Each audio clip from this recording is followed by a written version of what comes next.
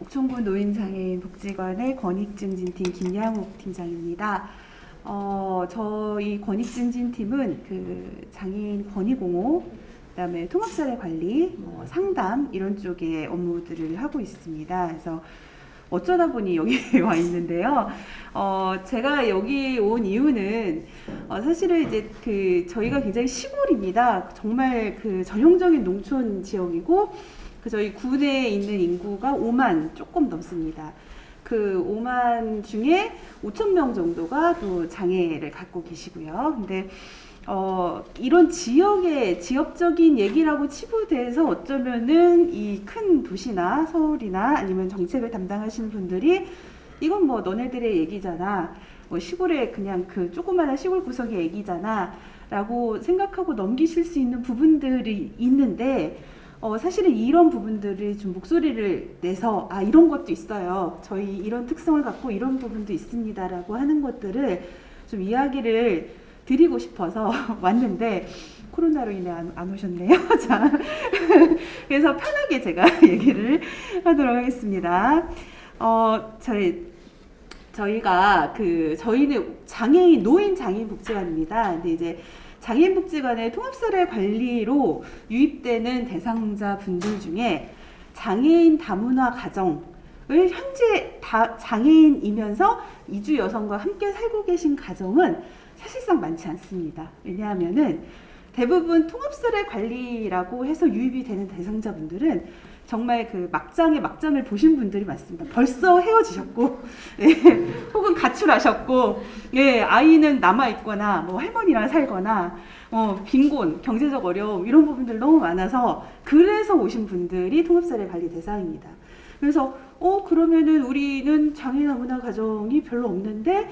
라고 얘기를 했더니 이제 그 지역에 그러면은 그 비슷한 사례들은 어떤 게 있을까? 정말 이 장애인과 다문화 이주 여성분들이 가정을 꾸리고 계신 이 상황에서는 어떤 이야기들이 있을까라는 게 좀 궁금해져서 제가 이제 그 옥천에 있는 유관기관들, 다문화 가족지원센터라던가 혹은 뭐 정신보건복지센터라던가 혹은 뭐 드림스타트라던가 혹은 이제 군청에 있는 희망복지지원팀의 뭐 통합사례 관리 선생님들 다 이제 사례 관리를 담당하고 계시고 그 가족 구성원 중에 누군가의 사례 관리를 또 하고 계시는 분들이시죠. 그래서 그분들을 제가 조사를 좀 했습니다. 그래서 인터뷰를 해서 저희가 좀 이런 부분들에 대한 이야기들을 좀 담으려고 노력을 했습니다.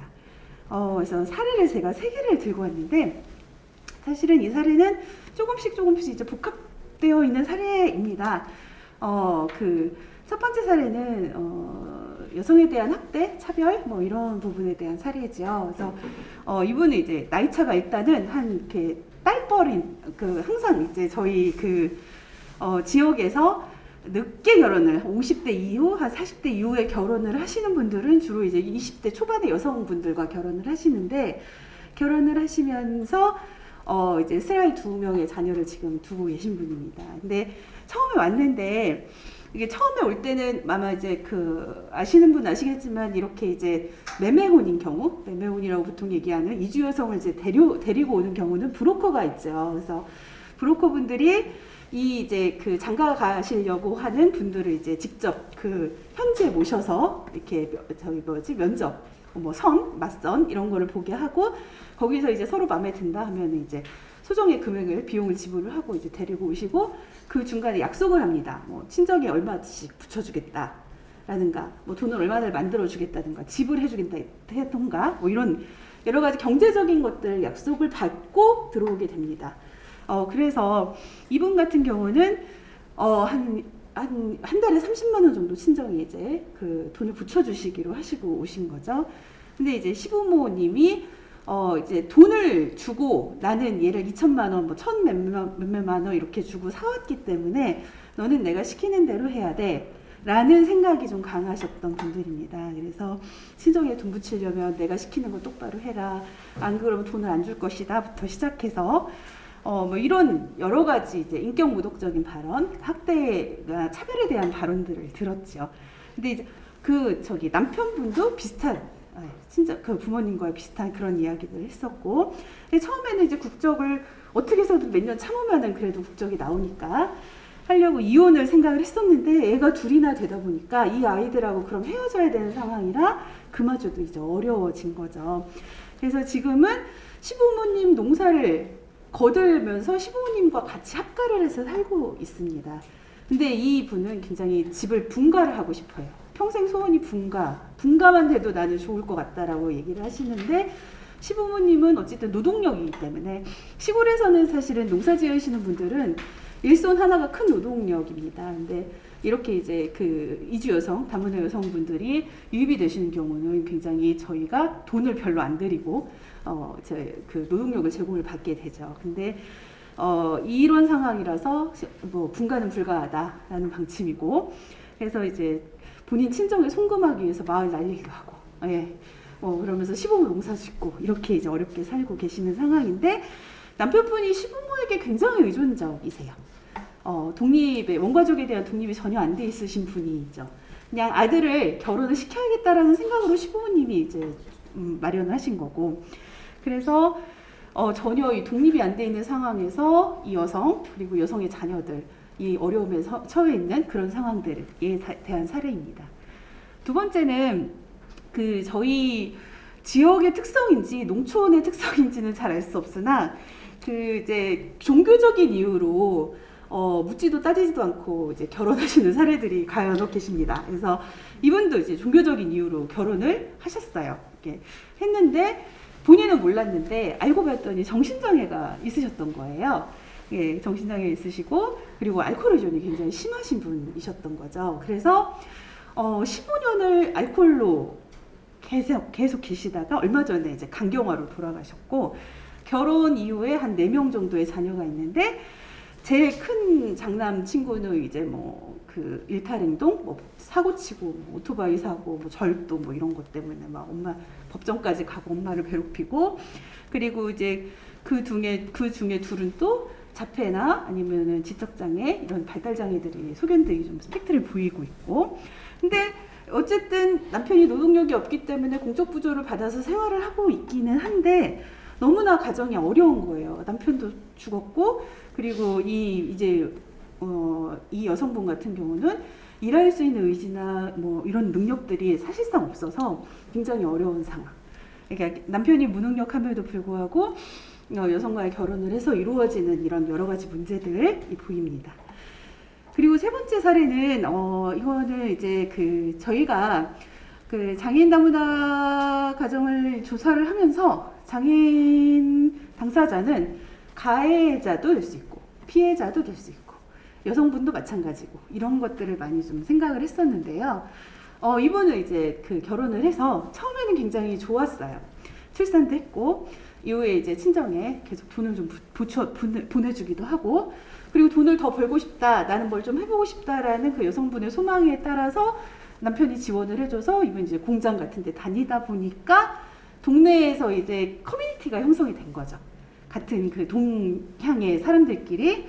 그래서 이제 그 본인들끼리 막 야근도 한다, 뭐 공장 어디도 놀러 간다, 뭐 해서 점점 가정일을 소홀히 하다가 결국은 이것 때문에 막 갈등이 생기고 부부싸움 하고 경찰서에 신고도 하고, 그리고 쉼터로 갔다가 가출을 해버렸어요. 그래서 동네에서 3명인가 4명인가 집단 가출을 한 사례가 있었습니다, 저희 지역에. 그래서 이제 그렇게 되는 경우가 있죠. 그래서 이 남자분 같은 경우는 그래서 결국 그 아이 혼자서 키우면서 살게 되는, 한부모 가정이 되는 그런 어려운 사례들이 사실은 이렇게 들어옵니다.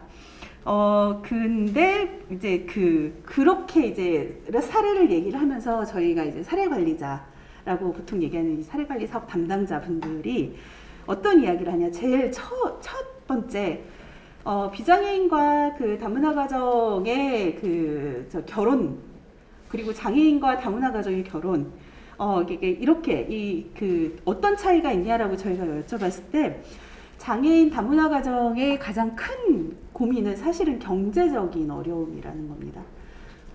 남편이 경제적인 능력이, 무언가를 경제적으로 자립할 수 있는 능력이 없음에도 불구하고 결혼을 하게 되는 경우가 굉장히 많다 보니까 이 낮은 소득으로 인해서 피곤한 상태가 좀 더 지속이 되고, 여성분들도 결국은 코리안 드림을 사실은 꿈꾸면서 오시는 이주 여성분들이죠. 근데 유입이 되는 계층은 다 빈곤층으로 이제 들어오게 되는 거죠. 그러니까 이분들 같은 경우는 굉장히 어려운 상황에 점점 악순환이, 경제적 악순환이 생기게 되죠.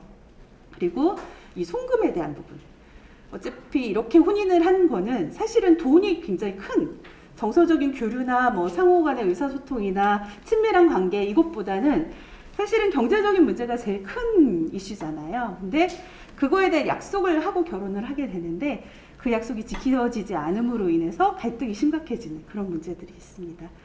두 번째로 꼽는 거는 자녀 양육, 교육 이런 부분입니다. 그래서 자녀 언어, 특히 언어 부분에서 발달 지체가 많이 이루어지는 경우가 종종 있습니다. 그래서 저희 언어치료실에도 다문화 가정의 아이들이 이제 언어치료를 받고 있고 뭐 이런 경우들이 있고요. 그리고 학습장애 뭐 이런 발생률들이 좀 높은 편입니다. 그리고 이 이주 여성에 대한 인종차별, 사실은 이제 이 이주 여성에 대한 이주 여성이라는 것만을 해도 인종차별이 아이들이 이 엄마가 이주 여성이라는 거에 대해서 또 차별이 대물림되는 그런 상황들이 발생이 됐고, 특히 이제 농촌 지역 같은 경우는 다들 연세들이 많으시잖아요. 그러니까 인권에 대한 인식, 뭐 장애에 대한 인식, 그리고 혹은 뭐 이런 차별에 대한 인식이 사실은 좀 이렇게 낮은 경우가 많습니다. 그래서 그런 부분에서 좀 이렇게 폐쇄적이고, 그리고 이런 차별에 대한 얘기들이 이렇게 스스럼 없이 오가게 되죠. 그리고 이주 여성분들도 한국 문화 적응하기가 좀 어려워서 아이들 어떻게 양육해야 되는지 교육해야 되는지 그런 것들에 대해서 빨리빨리 정보를 습득하기가 어렵고, 그렇기 때문에 이제 아이들의 교육에 대한 것들이 좀 소원해지는 그런 상황이 생기고요. 그리고 이제 세 번째로 꼽았던 게 시부모, 그러니까 남편의 부모가 간섭을 과도하게, 비장애인 남편보다 장애인 남편에게 좀 더 과도하게 간섭을 하고, 그리고 이 남편도 굉장히 의존적이어서 원가족하고 독립이 이루어지지 않았음에도 가족을 꾸려다 보니까 이런 부분에서 갈등이 심화된다라는 것들이 있었습니다. 그리고 지금 이제 그 장애인 차별, 인권 이런 문제들 저희가 이야기를 하는데, 차별받는 장애인조차 가정 내에서 이주 여성이 자기보다 못하다, 뭐 이주 여성이기 때문에 차별을 하는 그런 경우들도 굉장히 많이 일어나게 됩니다. 그래서 이런 부분에 대한 이야기들을 좀 많이 해주셨어요. 그래서 극단적으로는 이런 매매원은 없어져야 된다, 뭐 이런 얘기도 해주시고 하셨습니다. 그래서 이제 이 뒤에도 마찬가지입니다. 그런 이야기들을 저희가 주로 하고 있고요. 경제적 어려움이나 높은 이혼율이나, 그리고 농촌 지역이 되게 폐쇄적이다 보니까 극단적인 사건이 막 발생해야 그 다음에 알 수 있는, 동네에서 쉬쉬하거나 가족들끼리 쉬쉬하거나 이런 부분들이 있었습니다. 근데 저희 이제 유관기관하고 이야기를 하다 보니까 다문화 가족지원센터는 여성이 중심이고, 복지관이나 이렇게 장애인 쪽에 세팅이 있는 기관들은 장애인 쪽이 중심이고, 드림스타트 같은 아동이 있는 기관도 아동이 중심이 되는 거예요. 이 가족을 사실은 하나로 보고 사례 관리가 이루어져야 되는데, 이게 묘하게 기관의 특성에 따라서 그게 중심이 누가 되느냐가 되더라고요. 그러니까 서비스가 연계가 주가 되는 대상이 누가 되느냐가 되는 거죠. 그러니까 통합적으로 이 사람들은 가족 간의 갈등이 치유가 돼야 되는데, 그게 아니라 아이들은 학습이 지체가 되니까 학습 지원을 해줘야 된다, 뭐 이런 거죠. 이주 여성 같은 경우는 한글이나 이런 부분에 대한 수업을 더 해야 된다. 그러니까 자꾸 이렇게 지역적인 부분으로만 들어가게 됩니다. 그러니까 이제 가족 간의 갈등이, 이게 전체적으로 통합적인 서비스들이 좀 이루어지면은 좀 이렇게 치유가 되거나 완화가 될 텐데, 그런 부분이 좀 이루어지고 있지 않은 한계들이 있었습니다. 그래서 이제 저희 사례관리자들 이야기는, 이렇게 매매혼을 막을 수 없으면 시장의 논리로만 혼인이라는 걸 맡기지 말고 이 제도를 결혼 전에 그러면 부모 교육, 몸가족에 대한 부모 교육, 그리고 부부 교육 이루어지는 게 가장 좋을 것 같다. 그나마 그래도 현실적인 대안으로, 그러니까 뭐 몇 시간 이수하면은 결혼하게끔 뭐 이렇게 제도를 좀 마련해 줬으면 좋겠다, 뭐 이런 이야기들도 사실은 했었어요. 예, 그리고 이게 사실은 이제 경제적인 돈벌이 수단으로 이용이 되잖아요. 이 결혼이라는 제도가. 그렇기 때문에 이게 이제 그 서로에 대한 배려, 존중 이런 부분이 이런 감정적인 교류들이 없다 보니까 이런 것들을 좀 보완할 수 있는 것들을 마련했으면 좋겠다. 그리고 양가 부모 모두 포함해서 좀 교육, 이렇게 다 새로운 문화에 대한 교육, 차별에 대한 교육, 인권에 대한 교육 이런 것들이 좀 이루어졌으면 좋겠다라는 것들이 있었고요. 그다음에 관련 기관들이 그러니까 이제 모르겠어요. 그러니까 다른 지역의 다문화센터는 저희가 잘 모르니까 저희 지역만 이야기를 하자면 사실은 다문화가족지원센터는 사례관리가 주가 아니라 이주 여성들이 와서 뭔가를 배우고 뭐 이런 그 이주 여성의 욕구에 따른 그런 그 세팅들이 이루어진 게 주가 되더라고요. 그러니까 이렇게 이제 정말 본인이 필요해서 오지 않으면 지역사회에서 묻혀지는 사례들이 너무 많은 거죠. 묻혀지다 보면은 결국은 이 가족은 이제 산산이 깨지고 남아있는 그 이제 계층, 뭐 다문화 여성이면 다문화 여성, 장애인이면 장애인, 뭐 아동이면 아동 이런 식으로 그 계층 간의 사례 관리자가 투입이 되는 상황이 되더라고요. 결론적으로. 근데 원가족이 깨지기 전에 뭔가 이런 부분들을 좀 더 보완할 수 있거나 이 부분을 미리 좀 이렇게 같이 완화할 수 있는 그런 사례 관리가 들어가면 어떨까? 좀 더 적극적으로 개입을 하면 어떨까라는 생각을 했었고요. 그리고 그 이제 이런 그 정책 자체가 장애인이면서 다문화의 그 구성원들이 있는 가정들에는 특별하게 어떤 정책들이나 서비스가 연계되어 있지 않으니까 이게 사실상 사각지대가 돼서 굉장히 좀 이렇게 파국을 맞고 저희 쪽으로 오시는 그런 문제가 되는 것들이 지역사회에 종종 나타나고 있다라는 것들을 좀 알아주셨으면 합니다. 그래서 뭐 이렇게 제가 산만하게 이야기는 했는데 이제 그런 부분들이 사례라는 게 정말로 있다라는 거. 그리고 굉장히 아까도 여기 패널 분께서 말씀하셨지만 굉장히 많다라는 거. 그리고 이런 부분에 대한 정책들 그리고 지원들 꼭 필요하다라는 거 다시 한번 말씀드리고 저는 여기서 마치도록 하겠습니다. 감사합니다.